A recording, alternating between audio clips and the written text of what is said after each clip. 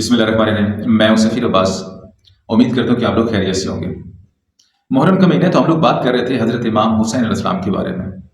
हज़रत इमाम हुसैन अलैहिस्सलाम ने जब अपना सफ़र कूफा की तरफ इख्तियार किया तो रस्ते में हुर इब्न यजीद ने अपनी फ़ौज के साथ, अपने लश्कर के साथ आके आपको घेर लिया और अर्ज़ की कि मुझे हुक्म है हाकिम कूफा की तरफ से, उबैदुल्लाह इब्न ज़ियाद की तरफ से, कि मैं आपको उनके दरबार में पेश करूं। तो आपने ज़ेर हिरासत जाना मुनासिब ना समझा। आपने कहा कि मुझे कैद होना पसंद नहीं है, और वहां से आपने अपना सफर जो है वो नैनवा की तरफ इख्तियार किया। चलते चलते आप नैनवा, या जिसे करबला कहते हैं, वहां पहुंचे तो आपका घोड़ा जो है वो खुद ही रुक गया। दरियाफ्त करने पर पता चला कि ये जो है जमीन, इसको नैनवा भी कहते हैं और करबला भी कहते हैं। तो आपने कहा यही वादे की जमीन है, और आप अपने घोड़े से उतर आए। 2 मुहर्रम 61 हिजरी को हजरत इमाम हुसैन अलैहिस्सलाम जो है वो करबला पहुंचे। 3 मुहर्रम उल हराम को आपने कबीला बनी असद के लोगों से मुलाकात की, जो उस जमीन के मालिक थे, और उनसे जमीन परचेज की। उसके बाद बनी असद के लोगों से मिले और उन्हें चंद वसीयतें की। आपने सबसे पहले बनी असद के मर्दों को बुलाया और उन्हें कहा कि अगर कल ऐसा होता है कि हमें कत्ल कर दिया जाता है तो आप लोग आके हमें दफना देना। फिर आपने उनकी औरतों से बात की, उन्हें कहा कि अगर आपके मर्द दुश्मन के खौफ से हमें दफनाने ना आए तो आप इन्हें जरूर कहना कि वो हमें आके दफन करें। फिर आप बनी असद के बच्चों से मिले, बच्चों को कहा, ऐ बच्चों, कल आपकी औरतें और मर्द अगर हमें ना दफना है तो आप आ जाना, खेल खेल में आप हम पे मट्टी डाल देना, आपका खेल भी हो जाएगा, आप खेल भी लेंगे और हम इसी तरह दफन भी हो जाएंगे।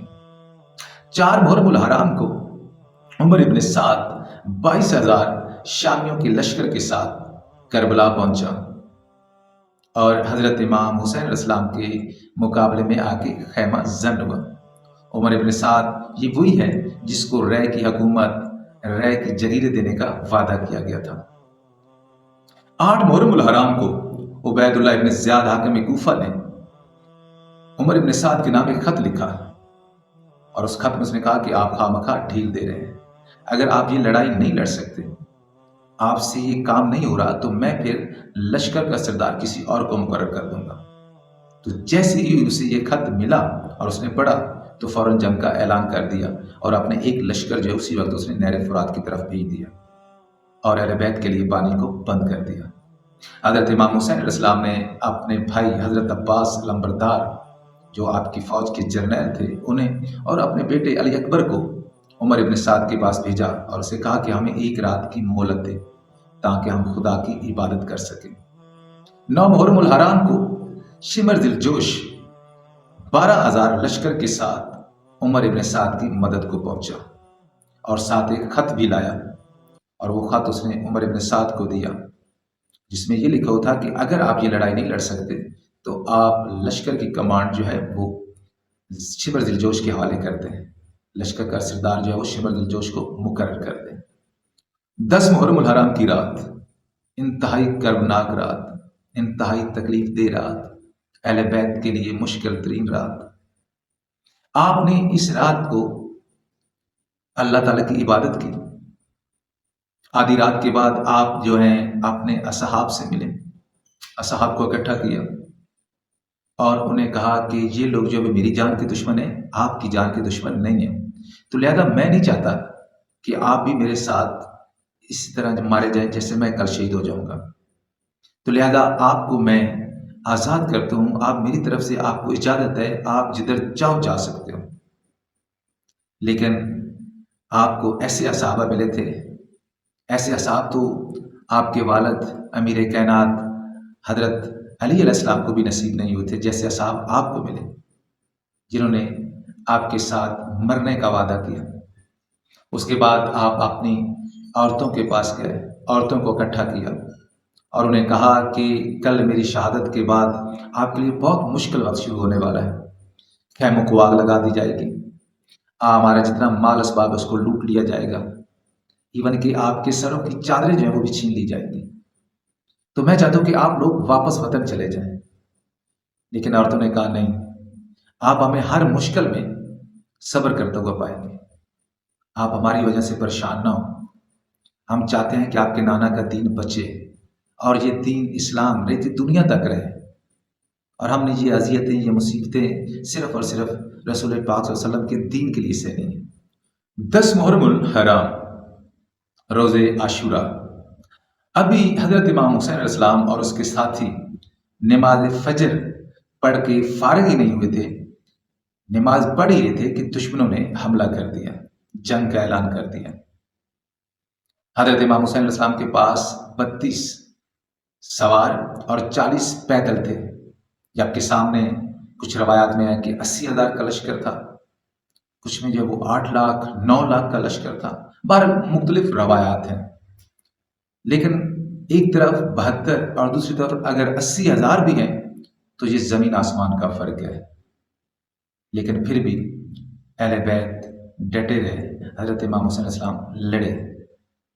حضرت امام حسین علیہ السلام خود میدان میں آئے اور عمر ابن سعد کو مخاطب کر کے کہا کہ اے کوفہ والوں، یہ دیکھو آپ نے مجھے کئی خط لکھے ہیں کہ آپ ہماری طرف آئیں۔ اتنے میں عمر ابن سعد بولا کہ حسین، اب ان باتوں کا کوئی فائدہ نہیں ہے، یزید کی بیعت کرو یا قتل ہونے کے لیے تیار ہو جاؤ۔ تو حضرت نے فرمایا کہ میں یہ صرف حجت تمام کر رہا ہوں، کیونکہ میں تو آئے اسی مقصد کے لیے ہوں، میں نے تو اپنے نانا کا دین بچانا ہے، اور آپ مجھے صبر کرتے ہوئے پائیں گے ہر آزمائش میں۔ اور پھر عمر ابن سعد نے پہلا تیر چلایا اور ساتھ بولا کہ اے میری فوج گواہ رہنا کہ عمر ابن سعد وہ پہلا بندہ ہے جس نے حضرت امام حسین علیہ السلام کی طرف اپنا پہلا تیر چلایا۔ حور ابن جدید نے جب یہ منظر دیکھا تو عمر ابن سعد سے مخاطب ہوا کہ اور عمر ابن سعد سے کہا کہ اگر تو حسین ابن علی کو قتل کرے گا تو حشر والے دن رسول پاک صلی اللہ علیہ وسلم کو کیا جواب دے گا؟ اور اپنے بھائی اور بیٹے کے ساتھ حضرت امام حسین علیہ السلام کی خدمت میں حاضر ہوا اور آپ کے ساتھ 10 محرم کو شہید ہو گئے۔ حضرت امام حسین علیہ السلام کے ساتھ شہید ہونے والے کچھ صحابی بھی ہیں، بوڑھے صحابی، جن میں جابر ابن عروہ غفاری، جن میں سعید ابن عمر، جن میں حبیب ابن مظاہر، اور ان کے ساتھ ساتھ جوان بھی شامل ہیں، علی اکبر، حضرت عباس لمبردار، اور اس کے ساتھ ساتھ بچے بھی ہیں جن میں 13 سالہ قاسم، 9-10 سال کے علا محمد، اور 6 ماہ کا دودھ پیتا بچہ علی اصغر۔ یہ سارے کربلا میں 10 محرم کو شہید ہو گئے اور اپنے نانا کا، رسول پاک صلی اللہ علیہ وسلم کا دین بچا گئے۔ شہید ہونے والوں میں سب سے زیادہ جس کے اوپر بھروسہ تھا، جس کا مان تھا، وہ ہیں حضرت عباس لمبردار۔ جب حضرت عباس لمبردار نے بچوں کو پیاسا دیکھا، پیاس سے روتے دیکھا، تو آپ نے مشق اٹھائی اور نہر فرات کی طرف چل پڑے۔ لڑتے لڑتے نہر فرات تک پہنچ گئے، پتنی کتنے لوگوں کو مارا اور مشق بھری، خود پانی نہیں پیا کیونکہ حسین کے بچے پیاسے ہیں۔ مشق بھر کے جب ویسے واپس آئے تو ایک لائن نے چھپ کے وار کیا، آپ کے ایک بازو قلم کر دیا، آپ نے مشق کو دوسرے کاندھے پہ اٹھا لیا، پھر دوسرا بازو قلم ہو گیا، آپ نے مشق کو دانتوں سے قابو کر لیا، یہاں تک کہ ایک تیر آ کے سیدھا مشق میں لگا اور مشق کا سارا پانی جو ضائع ہو گیا۔ تو آپ نے پھر واپس خیمے میں زندہ جانا مناسب نہ سمجھا، بلکہ اس سائڈ پہ، اس طرف گئے جہاں پہ قوم اشقیاء کی زیادہ فوج تھی، اور شہید ہونا مناسب سمجھا۔ اس طرح حسین نے اپنے دودھ پیتے بچے علی اصغر کو بھی 10 محرم کو قربان کر دیا۔ جب سارے لوگ چلے گئے، سب کی شہادتیں ہوں گی، تو حضرت امام حسین علیہ السلام خود میدان میں آئے اور ان شامیوں سے، کوفیوں سے ایسا لڑے۔ روایت میں ملتا ہے کہ کوفہ کے لوگ، کوفہ، شام کی فوجیں شام تک پہنچ گئی، ڈرتی ہوئی، بھاگتی ہوئی۔ جب لوگوں نے پوچھا کہ کیا کربلا کی جنگ ختم ہوگی، تو انہوں نے کہا نہیں، جنگ ختم نہیں ہوئی، کربلا میں علی آ گیا ہے۔ پھر دوبارہ نئے سرے سے شامی اور کوفی فوجیں اکٹھی ہوئی۔ اتنے میں نماز کا ٹائم ہو گیا اور آپ घोड़े से उतर आए और नमाज पढ़ने लगे। अभी हजरत इमाम हुसैन अलैहिस्सलाम नमाज पढ़ ही रहे थे, सजदा दे रहे थे कि शिमर दिलजोश आ गया और आपका सर तन से 13 ज़रबे मार के अलहदा करके नेज़े पे नस्ब कर लिया। जैसी आपकी शहादत हुई, आपकी शहादत के बाद उमर इब्न साद और शामियों ने, कूफियों ने अहले बैत के खैमों को आग लगा दी। न सिर्फ खैमों को आग लगाई बल्कि जितना माल असबाब था लूट लिया। बच्चों के पास जो भी जेवर था वो भी उतार लिया, जैसे कि रवायत में मिलता है कि सकीना के कानों से दूर तक उतार लिए गए। और अहले बैत के औरतों के सरों से चादरें भी उतार ली गई और आपको कैद करके बगैर कचावे के ऊंटों के ऊपर सवार करके हजरत इमाम ज़ैनुल आबिदीन, जो कि बीमार होने की वजह से करबला की जंग में शामिल नहीं हुए और जिंदा बच गए, उनको कड़ियां और तौक पहना के शहर दर शहर सफर कराते हुए कूफा की तरफ चले गए। रवायत में मिलता है कि जब हजरत इमाम हुसैन अलैहिस्सलाम का सर सोने के तख्त में रख के यजीद के सामने पेश किया गया तो यजीद पलीद ने कुछ बेहुरमती की, जिसकी वजह से दरबार में मौजूद सहाबी रसूल जो थे उन्होंने बुरा मनाया। सिर्फ बुरा नहीं मनाया बल्कि सख्त बुरा मनाया, और जिसकी वजह से यजीद ने कोई 7 के करीब सहाबी रसूल को कत्ल भी करवा दिया, शहीद करवा दिया। और हजरत इमाम ज़ैनुल आबिदीन को भी शहीद करना चाहा, कत्ल करना चाहा, लेकिन दरबार का रंग देख के, लोगों की मुखालफत देख के इस काम से बाज रहा। इस्लाम की तारीख में बहुत ज्यादा जंगें लड़ी गई, लेकिन करबला की जंग एक अनोखी जंग थी, जो कि चंद घंटों की जंग थी, जो कि जोर तक खत्म हो गई, जिसमें हजरत इमाम हुसैन अलैहिस्सलाम के सारे साथी शहीद हो गए। और ये जो जंग थी, ना ही कोई हुकूमत की जंग थी, ना ही कोई जमीन हथियाने की जंग थी, ना ही किसी मुल्क पर कब्जा करने की जंग थी।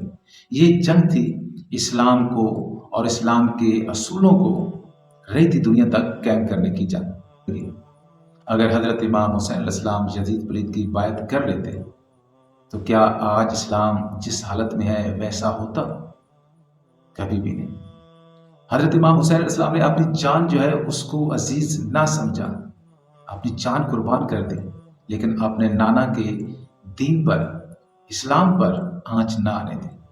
लेकिन ये एक अनोखी जंग थी, जो कि चंद घंटों की जंग थी, और जिसमें हजरत इमाम हुसैन अलैहिस्सलाम के सारे साथी शहीद हो गए और औरतों को कैद कर लिया गया। नवासियां रसूल पाक सल्लल्लाहु अलैहि वसल्लम की कैद कर ली गई और उनको कैद करके शहर दर शहर बगैर चादरों के फिराया गया। हालांकि हक तो ये बनता था कि जैसे ही हाशमी सारे मारे गए, शहीद हो गए, तो क्योंकि नवासियां रसूल थी, औलाद रसूल थी, तो उनको बड़ी इज्जत के साथ, इज्जत और तकरीम के साथ वापस वतन पहुंचा देना चाहिए था, लेकिन ऐसा नहीं किया गया और पूरा 1 साल कैद रखा गया। तो हजरत इमाम हुसैन अलैहिस्सलाम ने ये सारी सख्तियां, परेशानियां, मुसीबतें क्यों झेली? सिर्फ और सिर्फ इस्लाम के लिए, इस्लाम को जिंदा रखने के लिए, इस्लाम को उसकी असल हालत में जिंदा रखने के लिए। तो हमें मुसलमान होने के नाते अपने दीन इस्लाम पर जो है वो अमल करना चाहिए। बहरहाल हजरत इमाम हुसैन अलैहिस्सलाम की सख्तियां, परेशानियां, जितनी मुसीबतें उन्होंने इस्लाम जिंदा रखने के लिए उठाई, ना तो वो कलम से लिखी जा सकती हैं, ना इस जबान से बयान की जा सकती। नेक्स्ट टाइम किसी अच्छी सी वीडियो मिलेंगे। अल्लाह हाफिज़।